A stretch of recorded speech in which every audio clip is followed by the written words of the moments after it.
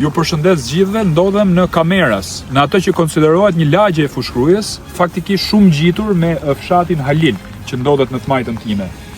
E gjithë rruga, në gjithë gjatësinë e saj, ndodhet pikërisht në këtë lloj forme. Sidomos kur bie shi, është totalisht e pamundur që makinat të ndrohen me njëra tjetrën.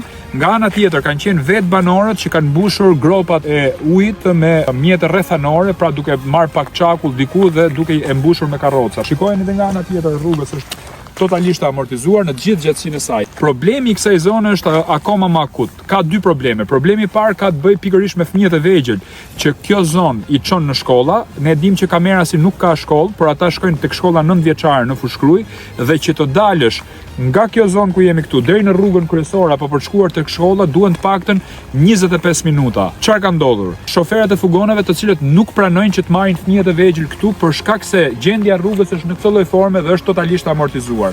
Pra banorëve do të duhet që me anë të mjeteve tyre private të marrin fëmijët, t'i çojnë paktën deri në rrugën kryesore dhe pastaj ata të shkojnë të shkollohen. Është një sakrificë e madhe kur kemi parasysh diçka që jo të gjithë kanë një makinë, jo të gjithë kanë një mjet për ta çuar fëmijën aty.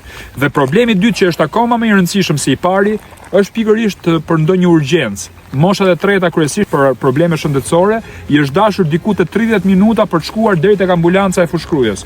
Kujdes, Fushkruja nuk ka spital, ka ambulancë.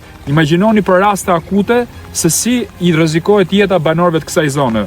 Prandaj është shumë e rëndësishme që të mos tallen me këta, por të bëhet kjo rrugë. Ka shumë banor këtu, të cilët nuk e marrin shërbimin shëndetësor në kohë reale dhe nga ana tjetër nuk i çojnë dot fëmijët në shkollë sepse fugoni nuk vjen për të kaluar në këtë rrugë.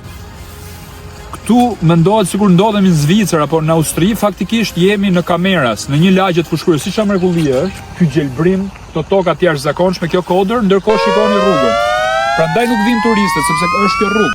Pra Shqipëria është një vend i bukur, por është një vend i vjedhur.